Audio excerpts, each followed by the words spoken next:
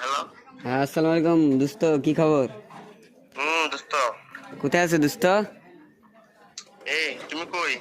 এই তো আমি 10-এর এদিকে বাচ্চা আছো, ভালো আছো?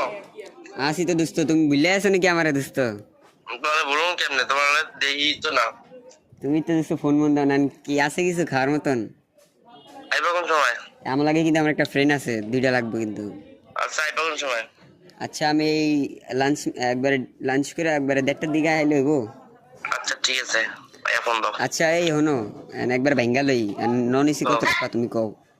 হ্যাঁ, নন এসি কত রাখবা কও? নন সেই কত সময় লাগবা? হ্যাঁ, তুমি নিয়ে আইবা লাগে।